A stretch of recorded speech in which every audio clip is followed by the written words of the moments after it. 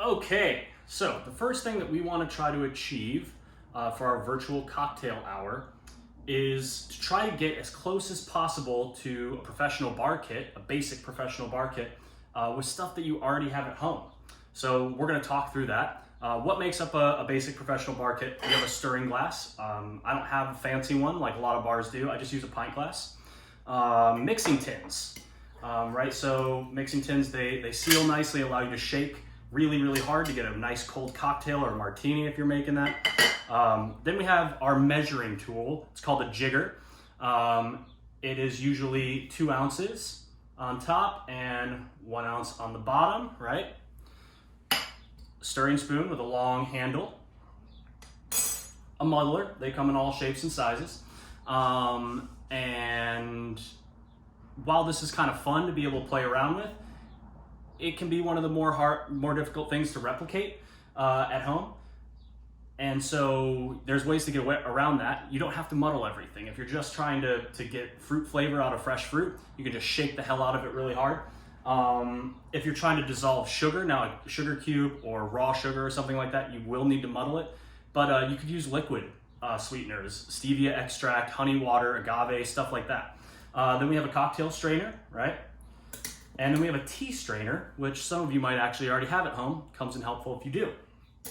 But let's try to move away from that and see what we might already have at home that will double for all that cool stuff.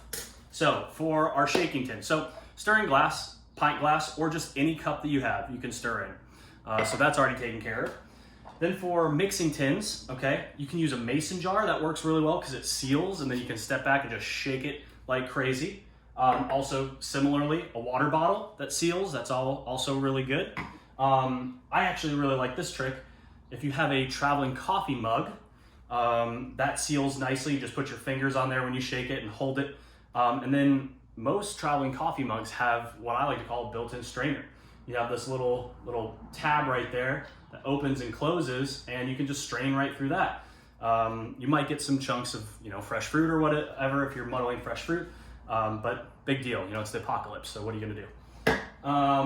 Worst case scenario, you can try to find 2 cups, and I recommend obviously not using 2 glass cups, but if you have a pint glass like this, if you can find a cup that fits over top of it, sort of like this plastic cup does, right? It's not gonna seal, but in a pinch, you can just shake kind of lightly, The nice thing about this is you have a built-in strainer with it. You flip the smaller cup around, put it inside the bigger cup, and then you can just pour the liquid out around the smaller cup.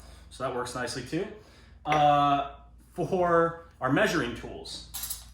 Now, pretty much everybody probably has a tablespoon or teaspoon set, right? If you don't, just a regular spoon can work too. That's pretty close.